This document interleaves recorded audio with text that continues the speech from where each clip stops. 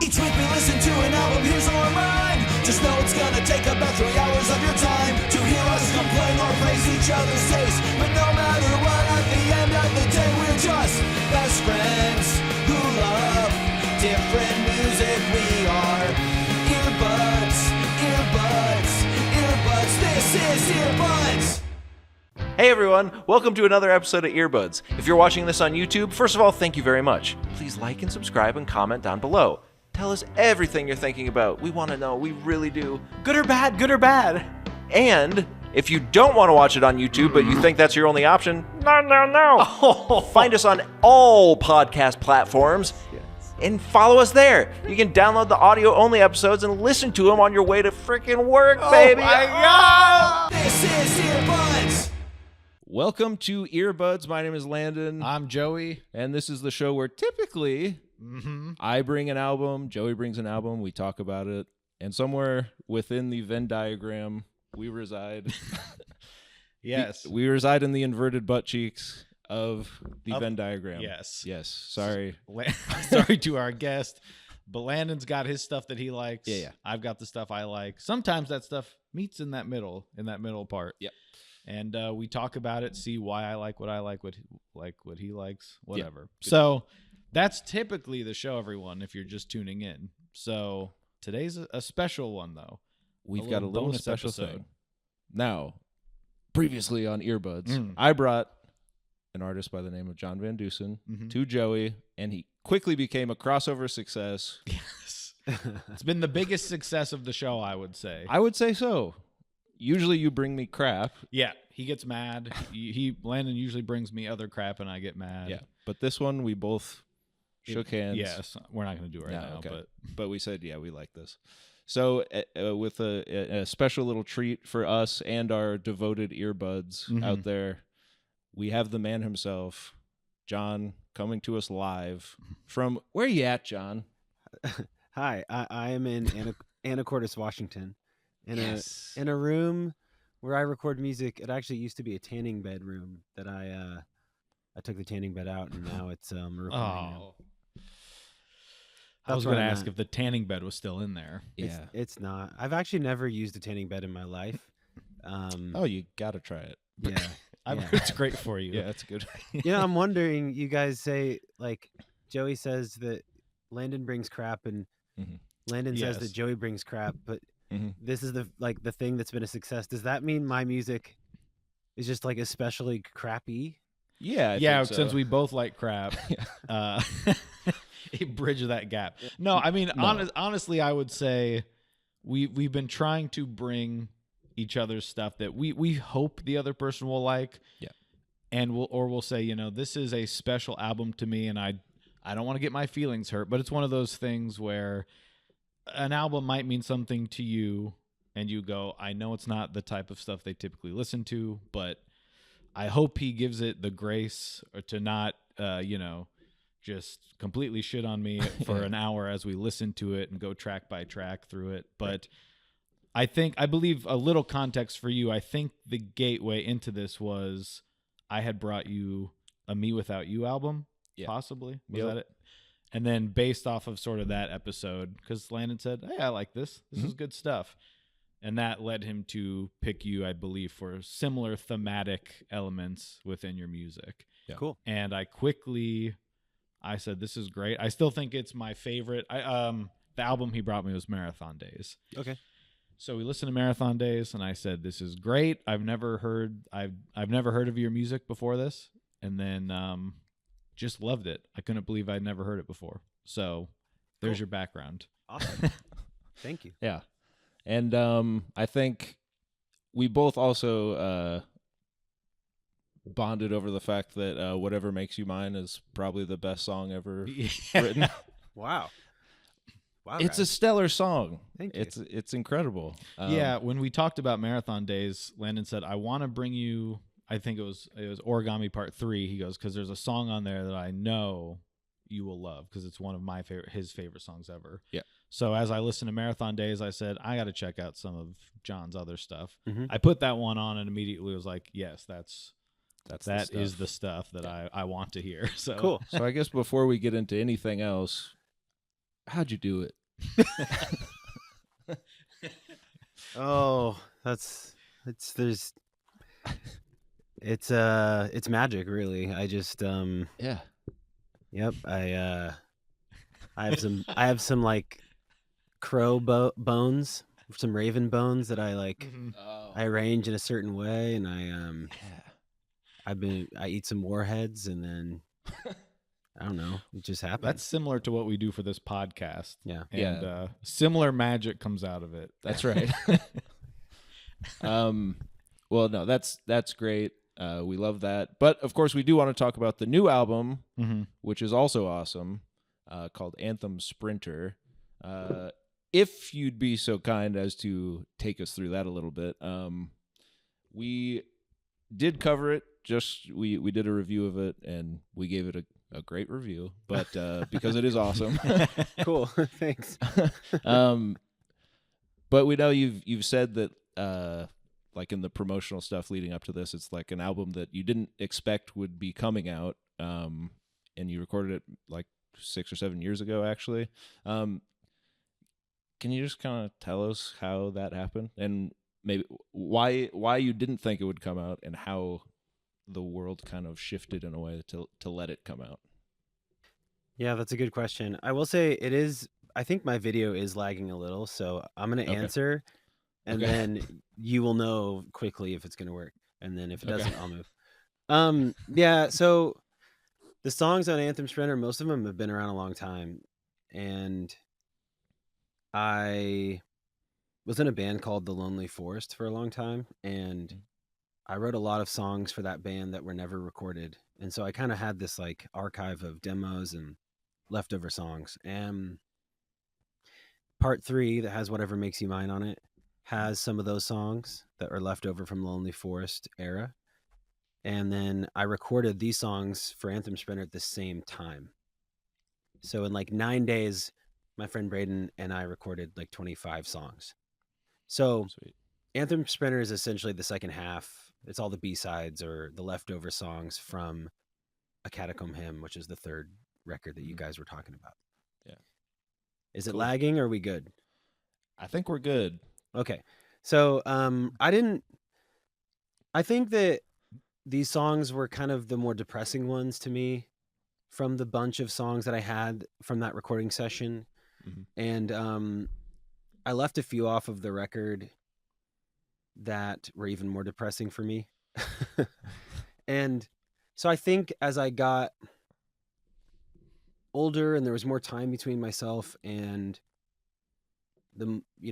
those songs, I just didn't really want to release it anymore. It just didn't feel present to me. I didn't feel connected to it. And even the music, like the production, it's not really what I would be releasing today. I mean, if you've listened to Marathon Daze, you can kind of hear the discrepancy there, the difference. Yeah.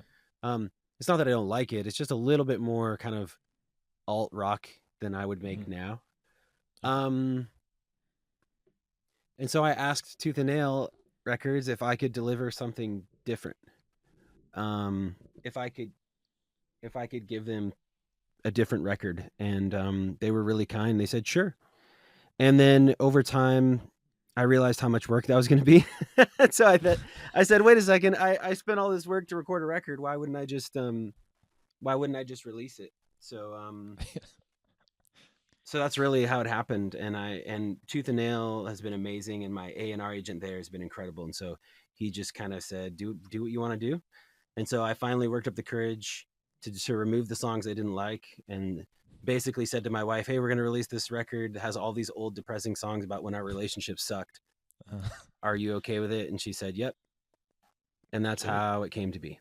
Was the plan truly to like just indefinitely shelve it? Yes. Like you didn't have a plan to ever then. It was just like, I don't connect with these, presently enough to release this album.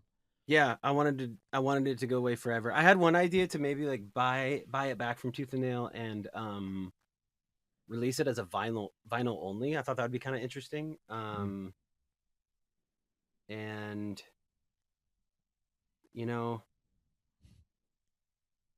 there is so much music I've made that I've never released, so it actually doesn't faze me that much to like shelve entire records. crazy. Hold on, guys. I have to blow my nose. Give me a second. Okay. This makes the All right, podcast Record that. Yeah, this zoom makes it in more on that. interesting, right? Hold on. Pan to tissue. Yeah. Hold on. Have you never done anything in the past like Oh no, there's that you thought like, damn, I guess it depends on like why you make something, but for me, this is gonna sound really selfish, but I don't know how else to say it. I make a record because I want to, Yeah. and I try to make records that I would listen to that I would enjoy, and so there's really nothing. To me, it doesn't freak me out to say, yeah, I just don't connect with it anymore. Why would I release it? And that's kind of selfish. And I think I've learned that people connect with the songs even if I don't. And that's the thing I tried to remember with Anthem Sprinter, that people will take their own meanings, draw their own meanings from the lyrics. They will, I don't know if you're like me, but sometimes you hear a song, you almost repurpose it to fit your own narrative. So I imagined people would do that, and I allowed myself to let go of kind of my bar for releasing records, which is, would I listen to this now? Do I like it? Sure. So. No, that's cool. I mean, yeah, we've done a bunch of stuff that I am not proud of. So I totally understand. I understand that that feeling of like, not even in a bad way, just like I really don't even. I like you said, I wouldn't watch this now. So, but other people still enjoy it. I think that's cool that you reached that conclusion, because it's definitely a great album. We love it. I know a lot of other people do. Thank you. And I think it sounds awesome. The production on it is really cool. That's all Andy Park. Okay. And the drummer, right, Braden. I can't really take a lot of credit for it. Okay, well, we did want to talk about it because as we were, yeah, I guess we should just talk to them then. No. As we were going through it, we were like, so yeah, I introduced myself to you through part 3, and then went back and listened to all the Lonely Forest stuff and all that. Big fan of all of it, and Braden's drumming is always really cool. I feel like on this album, it's even ratcheted up to another level that's just like awesome. And there's just a lot of interesting parts that I've just never really heard before. Cool. So that is a big thing. I was wondering what that is like. I guess especially now as sort of a solo artist that's bringing in. I know you guys have worked together for a long time. Is there a like, this is what I'm thinking for it, or do you guys just get in a room and jam it out, or what's the process, man? Yeah, that's a good question. I write and record my demos on my own in this little room. Oh, right on. And I bought some the studio Sound City. Yeah. So I bought some Sound City samples. That's actually where the Lonely Forest recorded our third record.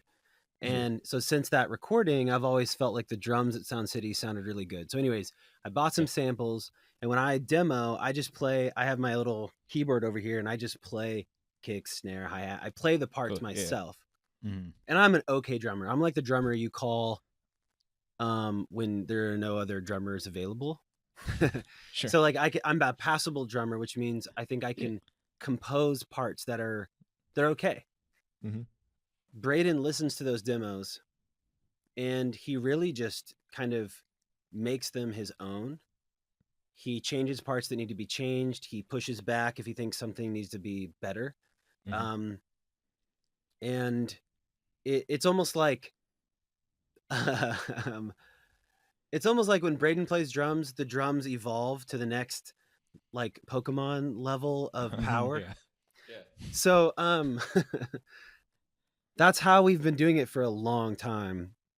Like even the first couple Lonely Forest records, I was demoing on my own. And what I would do is I would take GarageBand drum loops so that there was a general vibe.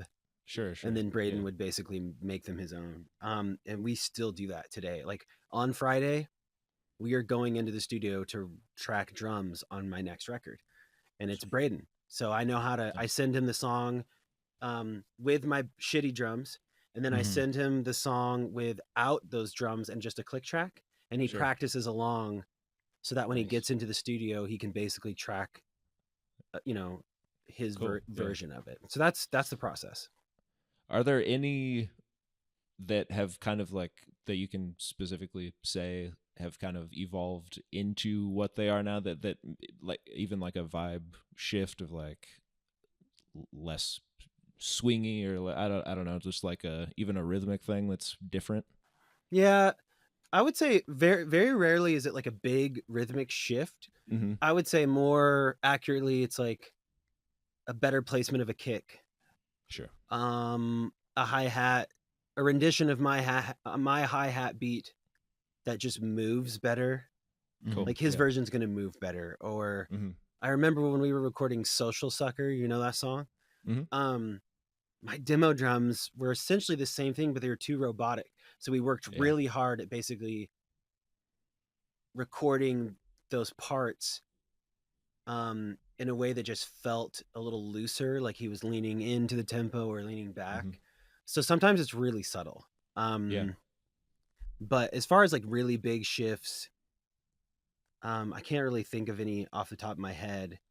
And I actually want to say that if Braden was here, he'd probably say that my demo beats are okay. Yeah. And that's probably why he doesn't, totally change them. Yeah. Yeah. But he's a very good drummer. What's that? He's a very good drummer. He is. Yeah. He's great. When the Lonely, but I guess so are you. You're laying the groundwork, my friend. I don't think I'm a good drummer. I think I hear a song and I can kind of pick up on what I think a drum beat should be doing. You wouldn't want me actually playing it. Can I ask you a very specific question then? Yeah. About one of the songs on Anthem Sprinter? Yes. There's a part in My Regret Is a Pit, the second chorus, where it's sort of the punk, like the snares on the and then it goes into the halftime, and then it goes back into the snares on the and then it goes to like quarter notes on the snare, and then back to the. Was that you? I actually think that might have been Braden. I mean, I wanted the skate punk pogo, like, yeah. I don't remember if my demo had. I mean, I could pull up the demo. Maybe I'll email it to you guys, and you can like listen to it. Yeah, we need to. We need to prove dig into who there. Did. But it is interesting. Sometimes I've found when programming drums, I actually will do this on occasion. I'll program the drums and I'll loop them, right? And then I'll like copy and paste them and move them slightly, like one beat to the right where they should be. And that's when you have those like moments where the drummer's, playing a snare on the one, and then suddenly the drummer's playing it on an offbeat. And so it might have been one of those kind of intentional accidents where I was just messing with my program drums to make them interesting. But I'll find the demo and we'll prove it. Okay. Well, that's just one of the parts where we were like, that is just awesome. Like it fits so perfectly, but also I've never heard that sort of movement through the drums. I don't think ever. That's it's cool. Just awesome. Yeah. Thank you. That's really cool to hear. Yeah. Yeah, I think we also talked about that on If Only. I mean, it's sort of, that is such a sort of vibey, sort of spaced out song. And it's built around this sort of, you've got these very like reverb heavy guitars and stuff, but you've got this almost drum loop. There is. That sort of builds and becomes more complicated. And it's just interesting when it's sort of like, it's your solo stuff that you're working on and then giving to him, and it's like you're just wondering how that fleshed itself out. Like if you came to him then for that song for If Only, if you sort of built something sort of like, if you programmed something sort of looping for that because you wanted that to sort of expand as the song goes on. I did. There's a drum loop from my demo that's in the record. That's basically the thing that you hear from the beginning to the end, and then Braden just sits in and he played over the top of it. Cool. The song started with a drum loop in that bass part I'm playing. Yeah. And but I will say, like, there are other things him and I have done more recently where I'm not programming anything and it's all him. So if you listened to the punk band Buffet or Buffett, depending on so that's a good example of like I just played bass and yelled. So all of that drumming is just Braden being like a monster. And it's really interesting because I trust him and he trusts me at this point. We've been making music so long. There's not a lot of like moments in our collaborative relationship where we are looking at each other and arguing. Yeah, it's usually, like I said, a more detail focused, like, hey, this isn't moving enough. Cool. That happened a lot of Marathon Daze where it wasn't moving the way it should. You know what I mean when I say that? Like, you listen to a song and if you're bobbing your head, it's moving. That's how I describe it. So he's he plays a huge role in helping it feel better. Yeah. Well, it works. It works. Now, for no reason, just, working with a friend, if you ever do have a conflict and you need to tell them. Interesting. Just apropos of nothing, but if you are working with, say, your best friend and you have a disagreement, how do you, like, you don't want to work with them anymore or something like that? How do you have that conversation? No, interesting. Yeah. I mean, do you actually want my advice, even though it's kind of a joke? Sure. Let's. I mean, just to have it on record, just in case. Yeah. For one of us to use with our best friend at some point. Yeah, some other person. I mean, working with other people it's always hard to collaborate. We do a lot of like film and video stuff, and you always have to kind of mind each other's emotions and stuff like that, but also you're all working towards this one thing. I wouldn't mind some wisdom on how you've done that successfully. And I would just add also if that has maybe changed since you were working on Lonely Forest stuff, like, you've worked with this drummer, your friend, for such a long time through different projects now, if the way you approach stuff now has changed or helped, facilitate new ways of thinking of stuff, of songs you're working on. Yeah, that's a good question. I mean, I've changed a lot as a person. I think I'm a lot more agreeable and just kinder now than I used to be. The Lonely Forest was tough, I was the youngest one, but I wrote the songs and then I would bring them to the band, and there was a lot of tug of war, a lot of really gnarly arguments, and it was difficult. There was always tension. So I think I've matured a lot since then. I mean, we stopped playing in 2014, and because it's my solo music, I have the ability to say, hey, this is really what I want. Yeah. And someone like Braden, who, like I said, trusts me and I trust him, he's like, okay, let's do it. Yeah. If him and I were in a band and it was a more collaborative songwriting process, it would be different. I will say, I really want to be the type of creative who will just take anybody's good idea. And I know that I've heard people in film talk about this, but like, the people in the industry you want to avoid are the ones who can't take a good idea. Like a good director or a good director of photography or editor or anybody in film, and I guess it's true of music, like if the runner has a good idea, they listen to it. And so I would say for me, it's just really important to find people who are that way as well. Like they just want the best idea. And sometimes it's not clear what the best idea is because it's just a matter of like aesthetic taste. Yeah. And that's where, as a solo artist, I have to stand my ground a lot. Because especially as somebody who's working in the faith and like faith adjacent arena of music, what I like, what I love typically isn't what other people like and love. And I actually, because I'm always trying to make music that I would listen to, I stand my ground on things like the noise section at the end of My Regret Is a Pit, for example. No, as far as I know, no Christian artist would be like, yeah, let's keep that in. That's cool. Yeah. And so as we get older, right, we just kind of develop this a more solid awareness of what we like. I think we have fewer guilty pleasures, meaning like we're not as self-conscious about what we like. Yeah. And so we're able to say, hey, I actually like this. And it's okay to like this, even if it's not perceived as cool by anybody else. Yeah, yeah. And then we have to remember that it could be your mom. It could be somebody who's never written a song in their life. They might have really good ideas for you. Yeah. So that's how I try to work with people.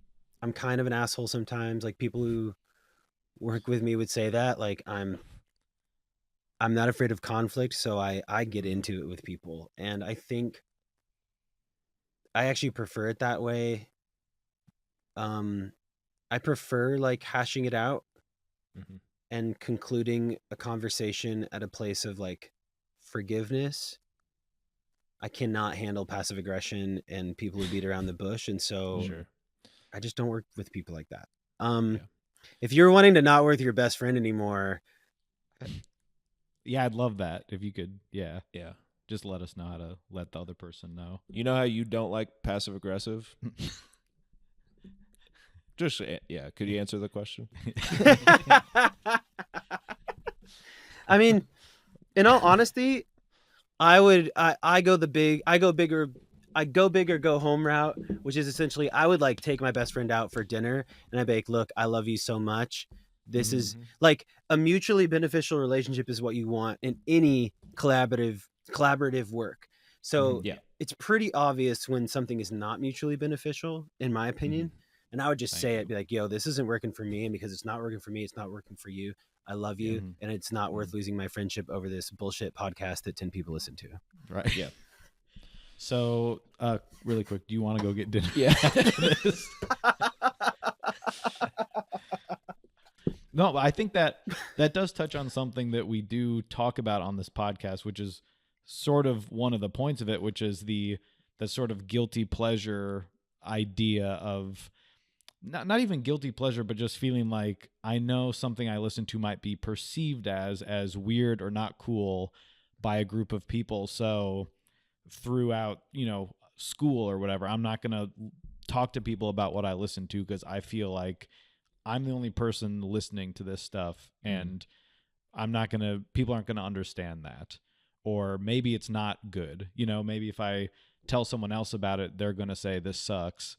And then you have to internalize what you're doing or what you want to make isn't good. And I think once you sort of open up or try to bring other people into that idea and have that sort of collaboration with people you respect, that's not always the case. Like you said, you want to put stuff in your music that isn't typically, maybe doesn't fit that. I think you talked about that for God Outside of Time as well. The end part, with, like that's one of those things that to me, I like that stuff. I love noise, rock, I love the heavier stuff like that kind of maybe feels a little, I don't know if it's aggressive or sort of grating on people. But it's just a sonic thing that I enjoy, and once you start saying, I can do this because you're the one creating the songs and you're working with people that agree to go to those places with you, even if it's maybe not something they would do on their own, I think that's a healthy relationship to have that sort of give and take. Yeah. So thanks for helping us out here. I mean, I don't collaborate that much. Yeah. That sounds weird to say, but like, so, I play in a band called Telephone Friends. That's the most collaborative thing I've done maybe in my life. And it was so hard. We recorded our record in like 3.5 or 4 days and had never played the songs together until we were on the floor in the studio. And it was a lot of work. It was exhausting because we battled, we got angry at each other. It's hard to be collaborative if you care about the end product. And that's why I like making solo records. I mean, it just sounds weird to say, but right now, so the record I'm making right now, there's maybe 1 or 2 people I want their thoughts on it. I'm not kidding. And you're looking at them right now. Yes, you guys. There's There's a guy named John Guerra who's helping me make the record, and I have another friend named Jonathan Keene. Mm-hmm. Those guys, I asked them, hey, is this too many songs? Like, talk to me about the running order. Like, what needs to change? What would you change if you could change anything? But there's not a lot of other people I ask because I know what I like. Yeah. I like what I like. And I don't really care what anybody thinks. And it's funny because I'm entering into a new contractual relationship with a new record label. And it's hard because if I'm at the point now as a creative that if a big company said, hey, you got to take out the 3 minutes of noise, right? Yeah. I would be like, you don't understand what that means to me. Like, right. This is what I like about it. And that's the nice thing about being a solo artist. Yeah. So anyways, I don't know. I could probably learn to be a better collaborator. Collaborate? Is that the right word? Well, good. That's why we brought you here. We wanted to get me that admission out of you. Yeah. That you could be a better collaborator. Yeah. I think you sort of have to. I mean, to be an artist putting your stuff out. I don't know if that's necessarily a bad, No, you top down approach. Like to look at it as like this is what I want to put out, or why put it out if it's not. If a band is just putting out what I think they want people to hear, then anyone could do that if they can pick up an instrument and like make a song that like people might like this because it's accessible or Well, and I think what we really attach to with your stuff is the earnestness. Like it just doesn't feel fake. Even sort of other bands that we have brought each other are like, this just feels like maybe they're trying a little too hard, and it just doesn't feel like that on this stuff. So thank you. Yeah. Okay, I've got another. Well, kind of tying into the telephone friend stuff too. And kind of what we've been talking about. It does seem like a point that you've been making of like just having these sort of drawn out jam sessions in some of these songs on this album, and like I said, even like Telephone Friends, Heartbeat Faster, like the slower outro thing. Yeah. It feels like that's been something you've been playing around with more recently. Is that a deliberate thing, or is just naturally you want to jam, man? I don't actually love jamming, but I will say I knew it. I think that I'm speaking for myself. I write such simple songs. They even rarely have bridges. They're often just like verse, chorus. And so I think sometimes I just want there to be something else at the end. It's that simple. Sure. Like, hey, Mhm. let's just add something here that's a little different. It's kind of a breath of fresh air. It slows us down. There's a producer named Chris Walla. He was in a band called Death Cab for Cutie, and he was producing a record of mine in the past, and he said something to me that's really stuck with me. He said, John, there needs to be more parts on this record where you're not just singing. You're always singing. You're always singing a verse, or you're always even like a wordless, like, oh, you're always doing something. And he was just like, please, just like let the band play a little bit. And so I think I always think about that, and I don't do it a lot, but I try to have moments where there's just not someone just singing over the top of a rock band playing. So that might be, it's funny because actually I think the reference in Telephone Friends, there is singing. Yeah. But on the record I'm making right now, there's a few moments where it's just a rock band. It feels fun. Sweet. Yeah, that's my best answer. Cool. I mean, but I feel like you give yourself those other outlets, like with Buffet and Telephone Friends. There's sort of room for you to do, different stuff outside of your solo stuff. It seems like to me that you get that sort of, you want the fast kind of punk stuff where someone maybe is sort of constantly shouting or singing over that for a minute and a half song, and then these you can sort of let the stuff breathe a little bit, or develop as the song, which I think just leads to interesting.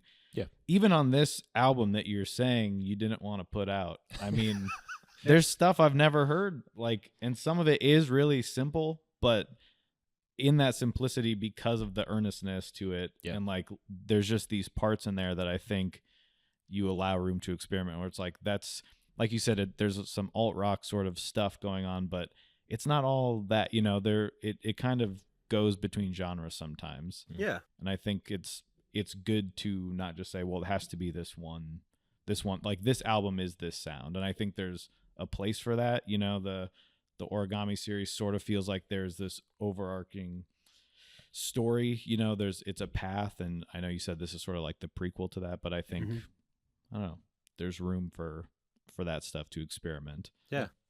Thank you.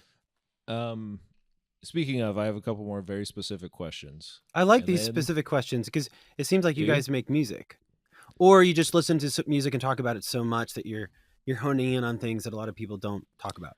Yeah, a little of both. A little of both. Again, back to my regret as a pit. This comes up on the show sometimes where there is sort of like a vocal flourish that we're just like, what is the decision-making process of keeping it in or not? And do you know what I'm talking about at the beginning where you kind of gasp, like going into yeah. And it's cool. And you're just like, but why, why did he leave that in? Why on this song? And it's awesome.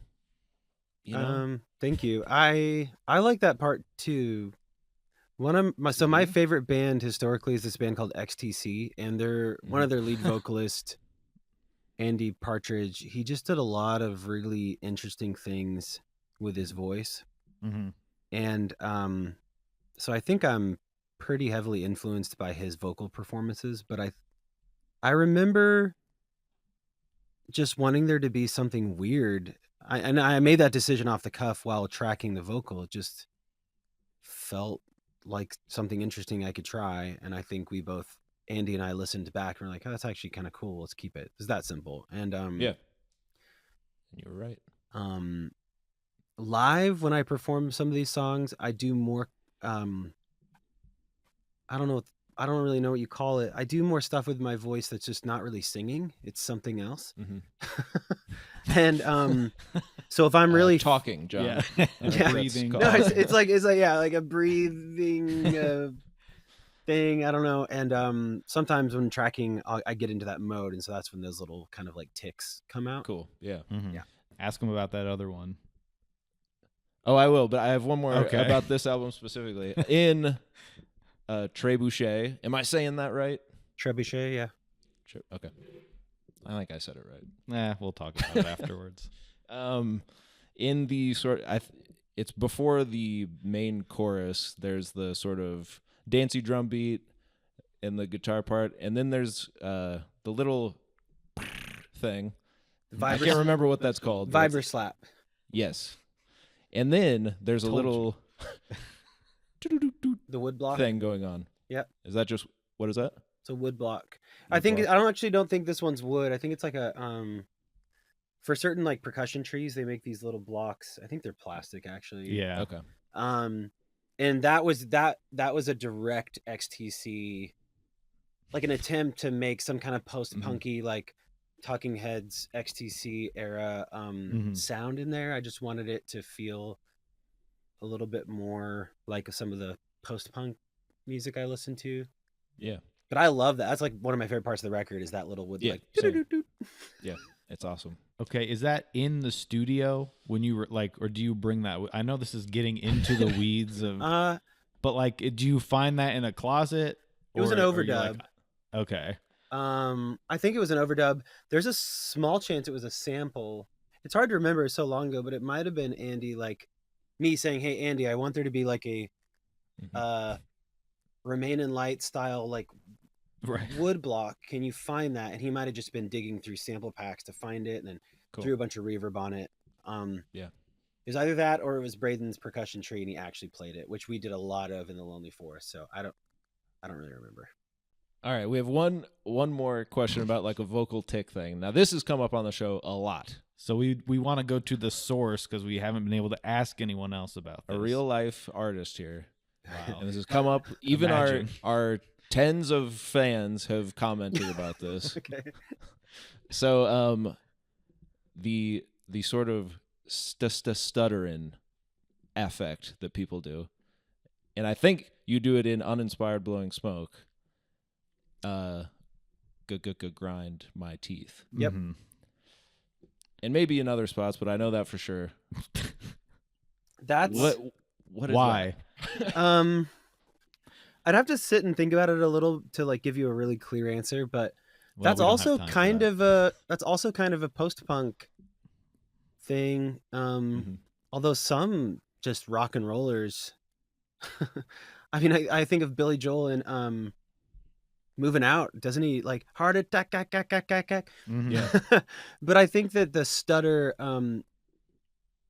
I feel like we could do a whole podcast episode on trying to figure out the genesis of that. Mhm. But for me, it was kind of a punk, not like a hardcore punk thing, like I want to say like punk bands as they discovered like world music and pop music and dub, like Clash era punk. But I could be Sure. Yeah. wrong. I just know that I do it in I think I also do it in the Steal for Myself song. Fact check that later. I think I do, and I really do think it was kind of like a post-punky, like a vocal tick. But yeah, that's kind of a bad answer. There's got to be a better one. No, because the answer is other artists do it, which Yeah. is what like the new Because it sounds cool. yeah, we were talking about the new Jeff Rosenstock album, which is a punk, Yeah. sort of, Yeah. and he does that. But Yeah. he is saying the word stuttering. Yes. So that's what very on the kind of nose. started. that's what the- started it because we're like, well, he's doing the thing he's saying. Yeah. So where Where do these other we've guys just get been off? trying to? This has been a years long. We're tracking this down. Yeah. We'll let you know what we come up with. Yeah, yeah, it feels kind of punk-esque to me. Yeah. Let me know what you find out. All right. Well, We'll email you. And well, when we do that hour-long podcast about the origins of it with Yeah. you, I would listen to that. yeah. yeah. Hopefully someone does it. I did want to ask you briefly about this ambient album you did, how that kind of came together, because that's another sort of collaboration with Mhm. Jeff Johnson. Mhm. I like a lot of ambient stuff, and I do. I mean, I guess my question is, who came to who with that idea? What did he have some sort of soundscape or bed that you were then adding to, or was it, vice versa? Yeah, that's a good question. I mean, so Jeff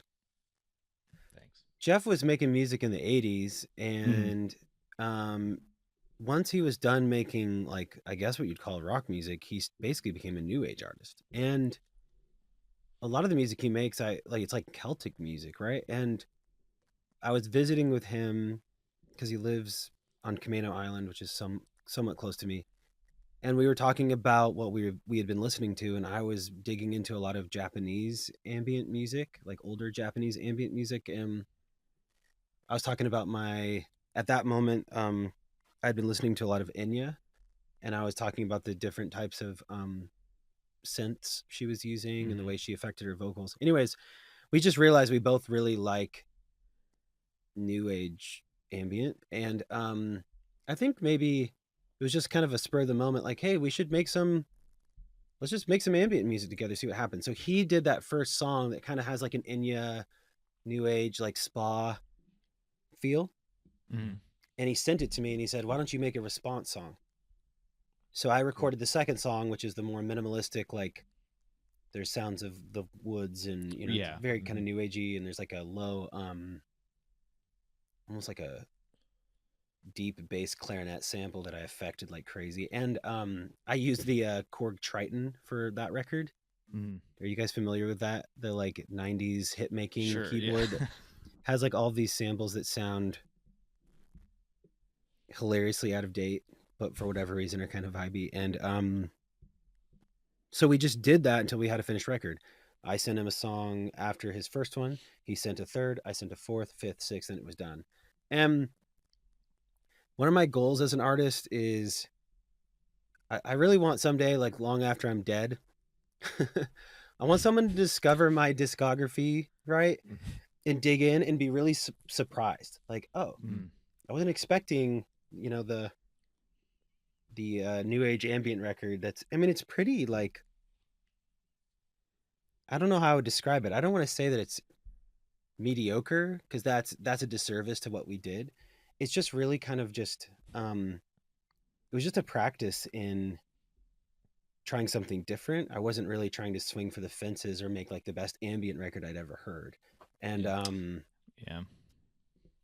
but if I was a full-time musician and I was making way more money as a musician, I'd probably be releasing a minimalistic ambient record once a year. Like, I love it so much. It's what I was going to tell you guys earlier on in the conversation before we started recording was that I spent 2 hours a day just recording like Sega Genesis music. Like, I'm not kidding. I was like, I'm just going to make like Water Planet video game music from 1997. And I did. And it was so much fun. That's awesome. So that's why you were late to recording with us today? Yes. No, actually, I think I was late this time because I got this drink after I went pee. Whoa. I'm not kidding, but we were going to ask. I mean, we weren't going to ask, but we had a joke. We bought some, what is it, Poppi or something? Yeah. And we're like, should we ask John if he's a Poppi or an Olipop guy? Yeah. Just as a... I don't know if I love this one. I like the vintage cola one. Mm. It scratches the cola itch. Yeah. Oh, okay. Wow. I can't believe we actually got an answer to that. That's crazy. In addition to the ambient thing, like, yeah, let's get back on track here. It's important stuff. I was just gonna say, like, I would love to make an actual noise record, like, and release it as John Van Deusen, and to have song titles that sound like they should be like Christian worship songs. Like, that sounds so much fun to me, and it seems like it would be an interesting addition to a catalog that, like, totally. I want people to be like, what is this? That's that's fun to me. Yeah. So I'll get there. I mean, I listened to some, like, there's a band I listen to that performs what they call like cosmic death metal, and it's very intense, very scary. I love their, they're like 20-minute long songs that are just incredible. Mm-hmm. But their lead singer will also do new age stuff on the side. Oh, cool. And it's the most like tranquil, minimalistic, like meditations, and a song that's called like For Mom or For Dad. And it's just something, it's that sort of thing where I love digging into, like, because we know you as an artist doing other types of music, I think it is interesting for people to hear, like, what is your interpretation of a different genre, or not even your interpretation, but just like getting to know someone through the music they make. Yeah. I can't wait for people to discover that years after you're dead. I really look forward to that for you. Yeah. Thank you. We're excited for you for that. Yeah. No, I mean, it's funny, but it's true. Like, that's I don't know how long I've got, but like my plan is to record as much good, interesting music as I can, so that, I think I grew up in a music world where the artists around me, they just do whatever they want. They just do whatever they want. Like, they don't play well with others. And I think that it just taught me to, I guess I just do the same thing, which is kind of a strength and a weakness. So there will probably be some records I make that people are just like, what is this garbage? But it doesn't matter to me as long as I like it. If I like it, I'm hitting a home run. My two bars of success are, do I like it when I listen to it, and not losing money. I don't care if I make money, but as a father of two, with a lot of like bills to pay, I just don't want to lose any money on my art. And so I've been doing it like that since I started my solo career, basically. Yeah. We love what you do. Thank you for doing this. Oh, where are you guys? Where do you live? This is like a little shack. No, we're in Iowa, the great state of diminishing education. Is that really what it is? Well, probably. Yeah, we're just outside of Cedar Rapids, Iowa, up here. Cool. So You ever come to Iowa, John? I mean, I like Iowa. I've been in the past on tour for sure, but it's been a while. Well, speaking of that, I guess Before we let you go, yeah. I mean, you've talked about. I think you were touring with Lonely Forest and stuff, and I feel like there's, through what we talked about with your other albums, there was sort of this idea that I don't know if you loved being on the road as much as you were, or there's obviously difficulties for that, and there are artists that I think there's this idea that if you are making music, you have to be touring all the time, like they are, they go hand in hand. But I feel like you don't tour that much, especially for your solo stuff. Mm-hmm. Do you feel like there's just not? I mean, I understand, like, economically that's a big risk and a big chunk of your time, and just being away from your family, right? Obviously. I mean, all of that. Do you feel like you would like to get back on the road at some point a little bit? Or, I mean, I guess adding on to that, with some of these songs that you feel like with Anthem Sprinter, where you said, I don't really feel like I connect with these, is there interest that you have in going out and performing them? Yeah, those are all good questions. I don't really want to play the Anthem Sprinter songs live. I play Before You Fade Away. That's the one I play live. It's just a bummer. It teleports me back to a time in my life I'd rather just not live in. Sure. Strangely enough, that there's been a shift in me over the last year. Like, I do want to play shows. And I used to hate touring. So that's a big deal that I want to play shows. I want the shows that I play to feel special. And I just mean, I want people to really feel like they've had a life-giving experience and it's been unique. And so for that reason, I try not to oversaturate markets, even like local markets here where I live. But no, I want to tour. I want to tour the Midwest, East Coast. I think it'd be really enjoyable for me now. It just has to make sense financially. So Sure. Cool. The tour I just went on with my friend Taylor Armstrong was financially viable, and I was gone 10 days, which was just about too long because I have two little kids, like my daughter turns 1 in 2 days. And so that's hard on my spouse, but but I actually really have been enjoying playing. I've had people, maybe the last 4 shows I've played, people have flown from like all over to just come to that show. Yeah. And I think that's surprising to me. And what I experienced on this last tour was that I actually think I have a little cult following. For real. Like I'm experiencing it. Part of that. Yeah, maybe. And I appreciate that. And I think I'm just now really experiencing that for the first time. And that just, I feel so honored when people will, fly from Minnesota just to hear me play 45 minutes of music and then talk to me about what the music means to them. And so I'm seeing more of that. My ultimate goal is to be able to play to like 200 people in every major market. If I could do that, I'd be happy. And I'd probably play like 24 shows a year and call it good. Well, we'll get you out here sometime. I'd love to play. Yeah. You guys, thank you for the time. Yes, thank you. Thank you very much. Yeah, you're welcome. Really so am I really the only artist you've had as a guest? We talked to one other guy, but we're trying to kind of branch out what the podcast is. Thank you for doing it. Really appreciate it. Yeah. Let's do it again when my next record comes out. Please. Yeah. Do you have when might that be, sir? I don't know. Next year. The record is so long. It's like over 100 minutes, and so the label is splitting it in 2. So it's actually 2 records, like a part 1 and a part 2. So I would think that one would come out maybe in like 8 or 9 months, and then the second one would come like 9 months after that. Sweet. That's my guess. Oh, okay. One more quick question. I think you said somewhere that there might be a physical release of Marathon Daze at some point. Yeah. Is that possible? The hope is to let us buy your stuff, man. I want to do You're like, okay. I want to do a box set of the origami series.